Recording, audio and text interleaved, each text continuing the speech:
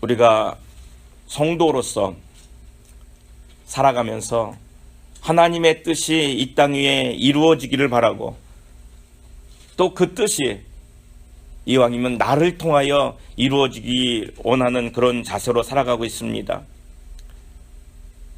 그런데 살아가면서 느끼는 것이긴 하지만은 내가 살아가고 있는 모습이라든지 내가 바라고 있는 그 모든 것들이 정말로 하나님이 원하시는 것인지 아니면 하나님이 원치 않는 것인지 생각지도 못할 뿐만이 아니라 구분하지도 못하는 그런 모습으로 살아갈 때가 많이 있죠.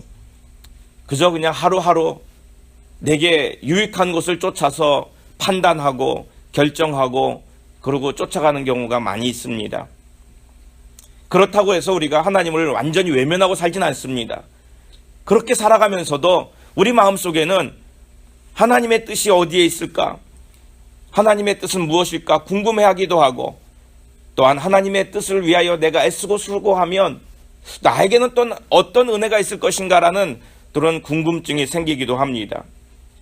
특별히 어떤 그 문제가 생겼을 때, 어떤 고난이 있다거나 우리의 삶에 어려운 문제들이 생기고 경제적인 어려움에 처하고 그러면 어떻게 할 것인가? 이런 문제를 어떻게 해야 될 것인가라는 그런 것 때문에 하나님의 뜻에 대해서 관심을 더 많이 갖게 되지요. 이렇게 하나님의 뜻이 무엇인지 또는 어떻게 하면 하나님의 뜻을 알 수 있을런지 이런 것에 관심 있는 분들에게 오늘 말씀을 주십니다. 나의 영혼아 잠잠히 하나님만 바라라. 무릇 나의 소망이 그로부터 나오는도다. 아멘.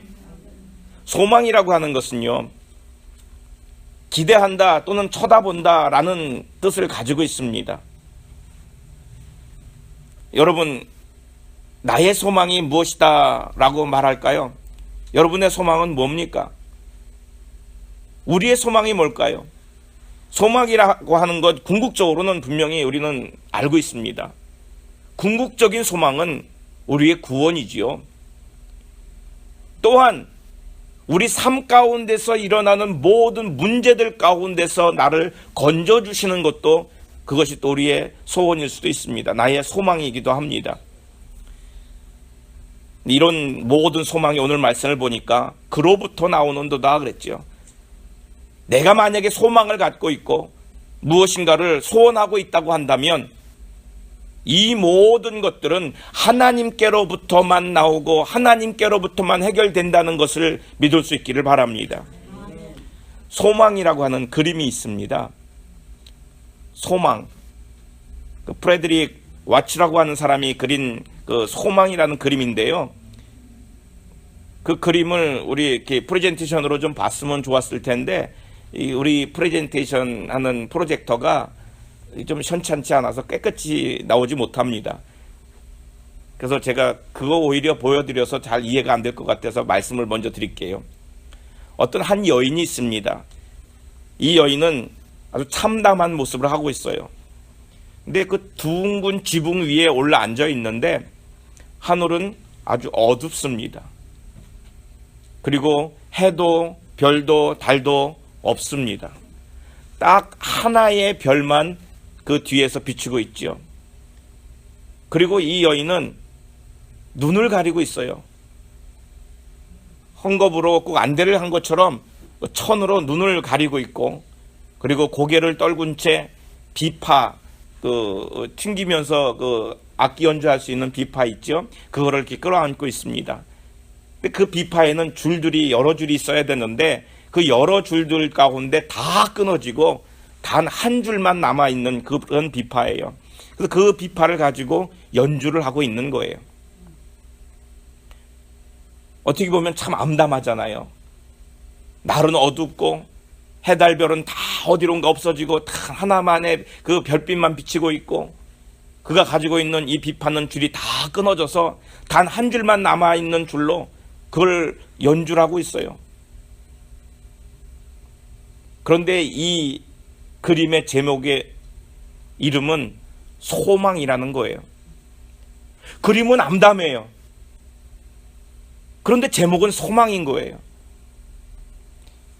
이 여인이 키고 있는 이 비파는 그 여인의 인생을 얘기를 합니다. 분명히 그에게는 이 비파의 줄이 여러 개가 있었어야 됐고 그 줄로 인하여 아름다운 곡을 연주할 수 있으면 더 좋았겠지요. 그런데 이 모든 줄들이 끊어진 겁니다. 그의 인생에 있어서 그를 즐겁게 할 수 있는 것들, 그를 기쁘게 할 수 있는 것들이 많이 있었겠지요. 그가 바라보고 의지할 수 있는 것들이 많이 있었겠지요. 그의 마음을 흡족해 해주는 사람들도 많이 있었겠지요. 그런데 그 모든 줄들이 다 끊어졌다는 얘기입니다. 남편이라고 하는 줄도 끊어졌습니다. 돈이라고 하는 줄도 끊어졌습니다. 건강이라고 하는 줄도 끊어졌습니다. 자식이라고 하는 줄조차 끊어졌습니다. 내가 가지고 있었던 명예라고 하는 조차 다 끊어졌습니다. 그렇게 내가 부여잡고 있었던 모든 줄들은 다 끊어지고 오로지 한 줄만 남아있는 거예요. 의지할 것 없고 기댈 것 없는 그녀의 인생을 얘기하고 있죠. 그런데 주변에 모든 불빛은 다 사라지고 어두운 상태에 그것조차도 바라볼 수 없는, 눈에는 헝겊으로 다 가려져 있는 그런 여인이에요. 이 여인에게는 그 어떤 것도 의지할 수 없고 그 어떤 것도 바라볼 수 없는 상황입니다. 그런데 제목은 소망이라는 거예요. 아직 소망이 있다는 거예요. 왜 아직 소망이 있냐면 이 한 줄을 가지고 내가 켤 수 있고 이 한 줄로 아름다운 노래를 낼 수 있는 소망을 가지고 있는데 바로 다 졌지만 나에게 한 줄기로 비추고 있는 은은한 별빛 하나가 남아있기 때문이라는 거죠. 그래서 이 여인은 아름다운 연주를 하기 위해서 한 줄 남은 것들을 열심히 튕기고 있습니다. 이 여인에게 비추고 있는 이 작은 불빛, 모든 것들이 다 사라져버렸지만, 모든 것들이 다 끊어지고 망가졌지만 하나 남아있는 이 불빛은 과연 이 여인에게 뭘까요? 이 여인에게 소망을 주고 있는 이 불빛 하나는 무엇이라고 말할 수 있을까요? 이것도 오늘 말씀에 나와 있는 것으로 본다면 바로 이것은 하나님이세요. 하나님만이 우리들의 소망이 되신다는 거예요. 내가 바랄 수 있는 것, 내가 원할 수 있는 것이 과연 무엇일까? 이것도 의지해보고 저것도 의지해봤고 이런 경험 저런 경험을 다 더해봐도 결국 그것은 나의 소망이 되지 못했더라는 거죠. 정말로 내가 의지할 수 있고 내 소망이라고 말할 수 있는 것은 하나님밖에 없다라는 것입니다. 하나님만을 바라보는 그 믿음, 하나님만을 바라보는 그 성도, 이게 온전한 믿음이고 온전한 성도예요. 성도에게 있어서 하나님은 온전히 바라볼 대상입니다. 하나님을 바라보시기를 축원합니다. 소망 되시는 하나님을 바라보면요, 두려움이 사라집니다. 창세기 28장에 보면 야곱이 나오는데, 야곱이 형 에서로부터 그 장자권을 빼앗게 되죠. 속임수로 그 장자권을 빼앗게 됩니다. 그 아버지도 속이게 됩니다. 그래서 축복권을 받고 또 축복도 받고 잠시 좋았지만 그것을 알고 그 형 에서로부터 보복을 당할까봐 그는 그 아버지 집을 나와서 먼 길을 떠나게 되지요. 그 외삼촌 집 라반의 집으로 먼 길을 갑니다. 광야길을 걸어서 며칠을 걸어가야 될지 모르는 먼 길을 걸어가는데 그 당시 상황은요, 가족을 떠나고 집단을 떠나면 그의 생사를 보장할 수 없는 그런 시대예요. 당시 부족사회에서는 가족과 자기를 둘러싸고 있는 자기의 집단을 떠나서는 살 수 없는 그런 시대입니다. 누구에게 어떤 해를 당할지 모릅니다. 그런데 야곱이 자기 집을 떠나서 지금 먼 길을 가다가 광야에서 잠을 자게 되었다는 거죠. 얼마나 참담합니까?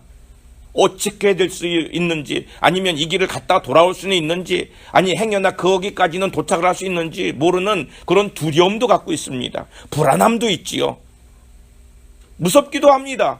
광야에서 내가 여기서 이 들판에서 짐승들 가운데서 잠을 잘 수는 있을 것인가? 여러 가지 문제가 그에게 꽉 차 있습니다. 절망이 있습니다.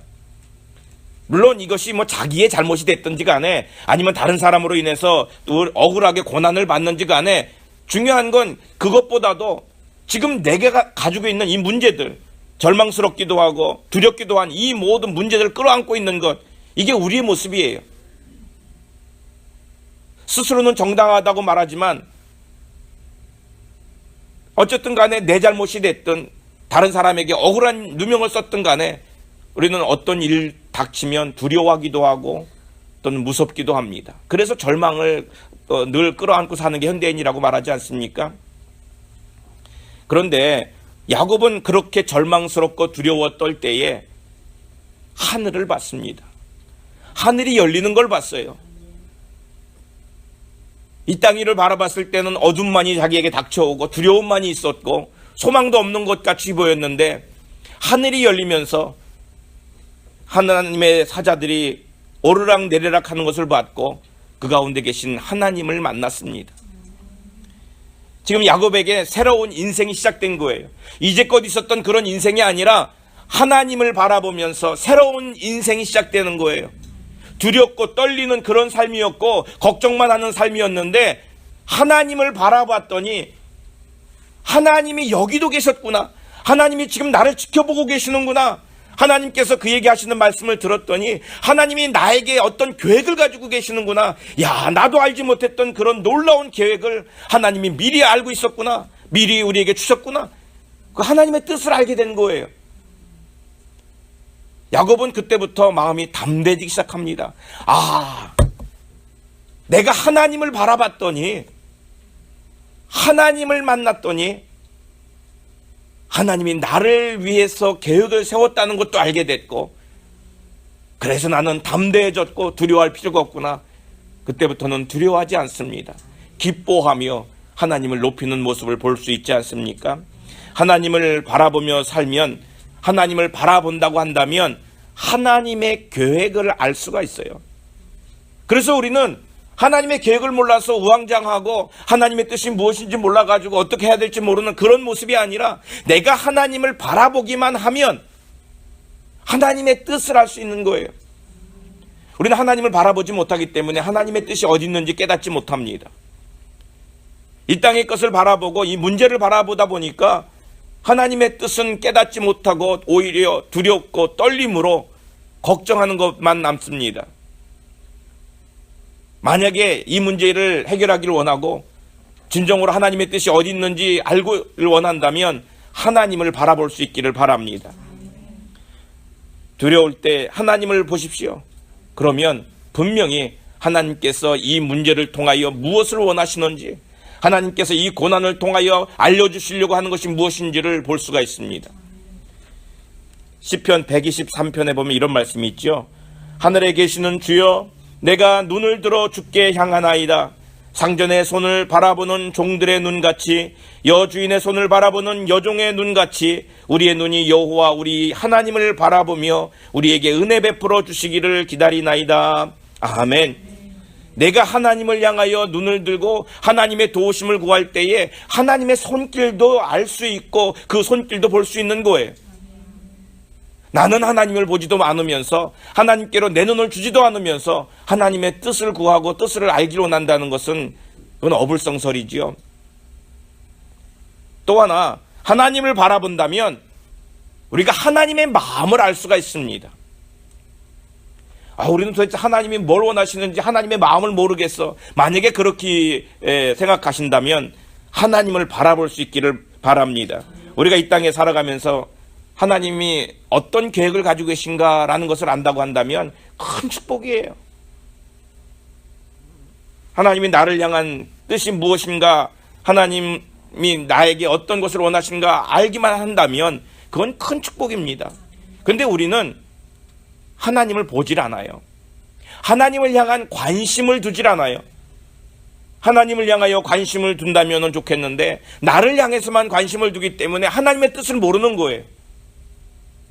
하나님을 향하여 관심을 두고 하나님을 바라보기만 하면 하나님께서 나에게 원하시는 바가 무엇인지를 깨달을 수가 있는 거예요. 여러분 그거 아시죠? 애기 엄마는요, 애기가 하는 손짓 발짓 어설픈 것 같은데도 그걸 가지고 다 애기가 뭘 원하는지를 알아요. 근데 다른 사람들이 보면 도대체 모르는 무슨 말인지 무슨 뜻인지도 모르는 손짓 발짓 그 어눌한 말을 같이도 엄마는 다 이해를 해요. 왜 그럴까요? 엄마는 늘 애기를 봤거든요. 늘 쳐다보고 있어요. 엄마의 눈은 늘 애기한테 있어요. 그렇기 때문에 애기가 하는 것들에 대해서 뭔지를 다 꿰고 있는 거예요. 근데 오랜만에 바라보는 다른 사람들은 그게 뭔 손짓인지 발짓인지 모르거든요. 우리가 하나님을 향해서 계속 관심을 두고 하나님을 계속 바라보고 있다고 한다면 하나님이 뭘 원하시는지를 알 수가 있는 거예요. 우리 롯과 아브라함을 아시죠? 롯과 아브라함은 조카와 삼촌 관계 아닙니까? 그들이 함께 하나님의 길을 떠나고 또 그 가운데 많은 재산들이 늘어나고 그래서 어느 순간인가는 같이 살 수 없는 재산들이 너무 많아서 양들이 너무 많아서 양을 치다 보면 서로 부닥치잖아요. 그래서 다시 이제는 헤어져야 되는 그런 상황이 됐습니다. 그때의 아브라함이 롯에게 먼저 기회를 줬지요. 너가 먼저 택하면 내가 그 다른 쪽을 택하겠다라고 기회를 먼저 줬습니다. 그랬더니 롯이 넓은 들을 바라봤지요. 자기의 안목으로 자기의 시선으로 더 좋아 보이는 그 땅을 택하게 되었습니다. 근데 그 땅이 바로 소돔과 고모라였습니다. 자기가 봤을 때에는 기름진 거예요. 자기가 봤을 때에는 아름다운 땅이에요. 내게 뭔가 좋은 것을 가져다 줄 수 있는, 내게 축복을 줄 만한 그런 땅처럼 보였어요. 그래서 그 땅을 택했지요. 나중에 봤지만, 나중에 가서 알았지만 그 땅은 저주의 땅이었어요. 하나님을 멀리하는 사람들이 사는 땅이었고 하나님의 심판의 땅이었고 모든 것을 다 포기하고 겨우겨우 목숨만 건져서 도망 나오는 실패의 땅이었어요. 그런데도 불구하고 롯은 그 땅을 바라봤을 때 아름다워 보였다는 거지요. 누구의 눈으로 봤기 때문입니까? 자기 자신의 눈으로 본 거예요. 내 시선으로 봤을 땐 괜찮거든요. 내 안목으로 봤을 때는 아름다워요. 그랬더니 실패했다는 거예요. 만약에 롯이 하나님의 안목을 가지고 하나님의 시선으로 바라봤다고 한다면 그것이 정말로 아름답게 보였을까? 그것이 기름진 땅으로만 보였을까? 여러분, 우리가 어떤 시선을 갖느냐, 이건 중요한 겁니다. 우리는 내게 유익을 주는 것, 내게 뭔가를 가져다 줄 것 같은 그런 것에 더 혹합니다. 그래서 우리가 무엇을 바라볼 때에도 우리의 시선이 거기에 국한되어 있는 거예요. 우리의 눈은 온전하지 못합니다. 어리석어서 내 욕심에 끌려서 이 모든 것을 판단하게 되죠. 내가 무언가를 바라보고 뭔가를 결정하고 어떤 기로에 서 있을 때에는 하나님의 눈으로 볼 수 있기를 바랍니다. 인간의 시선인, 나의 시선이 아닌 하나님의 시선으로 볼 수 있다고 한다면 그는 분명 하나님이 내릴 수 있는 결정을 내릴 것이고 그는 분명 하나님이 원하셨던 그 길을 택할 것입니다. 하나님의 시선으로 볼 수만 있다고 한다면 그에게는 모든 것이 축복이에요. 하나님만을 바라보고 살면요, 하나님에 대해서 민감해집니다. 아까 말씀드렸듯이 아기만을 바라보고 사는 그 엄마는 아기에 대해서 민감한 거예요. 말 하나, 행동 하나를 다 구분해낼 수 있는 그 민감함을 가지고 있지요. 그래서 그 아이의 마음을 깨닫듯이 우리는 하나님의 마음을 깨달을 수가 있습니다. 우리 아까 찬양을 했는데 그 찬양에 그랬죠. 내게로부터 눈을 들어 주를 보기 시작할 때, 내게로부터 눈을 들어 나를 바라보던 내 것만을 생각하던 그 눈을 들어서 내가 주를 보기 시작했을 때 그때부터 뭐라고 말합니까? 찬양은 주의 일을 보겠네 그러죠. 참 가사가 신앙적인 가사예요. 내게로부터 눈을 들어서, 날 바라보던 눈을 들어서, 내 욕심의 눈을 들어서 하나님을 바라보면 주의 일을 보겠네. 그때서야 비로소 주의 일을 볼 수가 있다는 거지요. 우리의 시선을 하나님께로 향할 때에 그때서 우리가 하나님의 일을 볼 수가 있는 거예요. 그리고 그 뒤에 찬양을 이렇게 말하죠. 모든 시선을 주님께 드리고 살아계신 하나님을 느낄 때 내 삶은 주의 역사가 되고 하나님이 일하기 시작하네. 바로 내가 하나님을 바라보면, 내 시선을 하나님께로 돌리면 우리가 하나님의 마음을 안다는 거예요. 내가 하나님을 바라봤더니 그때서 하나님에 대해서 민감해져요. 하나님이 뭘 원하시는지, 뭘 기뻐하시는지, 뭘 싫어하시는지조차도 내가 알 수 있어요. 그랬더니 나는 이제는 하나님이 싫어하는 걸 하기 쉽지 않은 거예요. 하나님이 기뻐하는 일을 시작을 하는 거예요. 하나님이 원하셨던 그 일을 내가 하는 거예요. 그랬더니 내가 행하는 모든 일들이 주의 일이 되는 거예요. 우리는 거꾸로 말하잖아요. 내가 주의 일을 하고 싶어요. 내가 하나님의 나라의 일을 하고 싶어요. 만약에 그러면 먼저 하나님을 볼 수 있기를 바랍니다. 내가 하나님을 보잖아요. 하나님께로만 보고 하나님만을 바라보면 하나님이 뭘 원하시는지를 알게 되고, 하나님이 뭘 원하시는지를 알면 내가 어느새 그 일을 내 손으로 하고 있는 거예요. 만약에 하나님의 일을 하기를 원하신다면 하나님을 볼 수 있기를 바랍니다. 우리가 하나님께만 나의 시선을 고정하고 살면, 내 시선을 하나님만을 바라보고 하나님께만 고정하고 살면 우리는 하나님의 시선을 쫓아갈 수가 있어요. 하나님이 지금 어딜 보고 계시는지, 하나님이 어떤 마음을 갖고 계시는지, 하나님이 바라보고 있는 데가 어딘지를 우리가 알 수 있는 거예요. 내가 하나님을 계속 바라보면 하나님이 바라보는 그 시선을 쫓아가게 돼 있어요. 하나님은 지금 오른쪽으로 가고 있는데 나는 자꾸 왼쪽에 관심이 있어서 왼쪽으로 간다고 한다면 결국 하나님으로부터 멀어지는 거잖아요. 그런데 하나님을 계속 보면 하나님이 원하셨고 하나님이 바라시고 그 하시는 하나님의 그 시선을 내가 쫓아갈 수 있다는 거예요. 아버지, 당신의 마음이 있는 곳에, 아버지의 마음이 있는 곳에 내 마음이 있어요.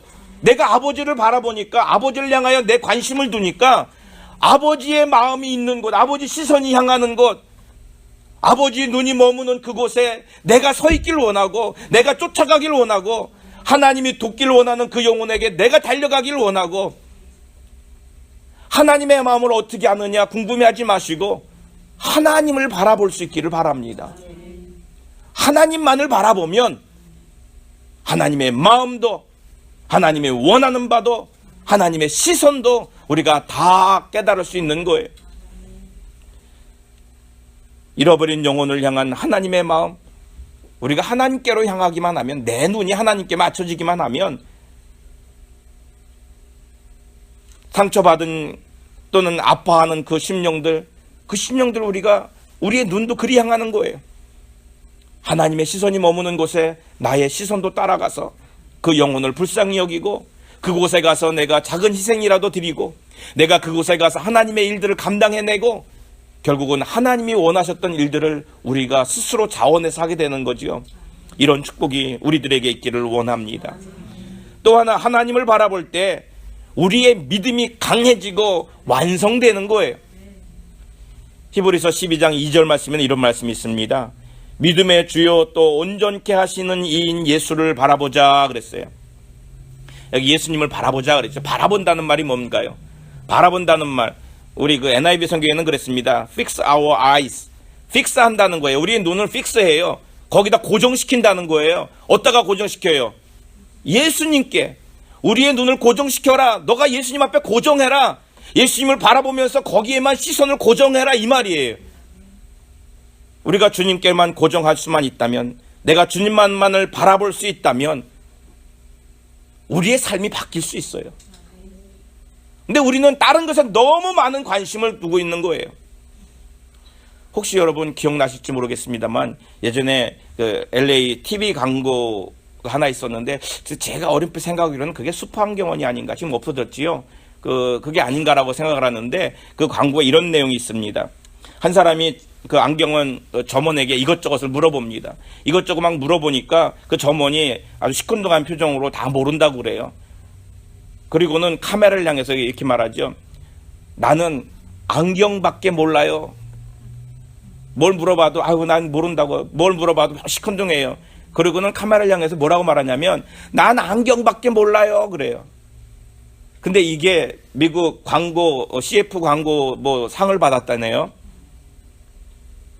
제가 말씀드리려고 하는 부분은 뭐냐면 이 안경을 팔고 있는 이 안경 점원은 한 가지밖에 몰랐다는 거예요. 난 안경밖에 몰라요. 우리는 하나님을 믿는 사람들이에요. 예수 그리스도의 자녀예요. 성도예요. 성도가 할 수 있는 말, 가장 좋은 말은 뭐냐면 난 주님밖에 몰라요. 난 주님밖에 몰라요. 만약에 내가 주님밖에 몰라요라고 말한다고 한다면 다른 데는 다 관심이 없다는 뜻이잖아요.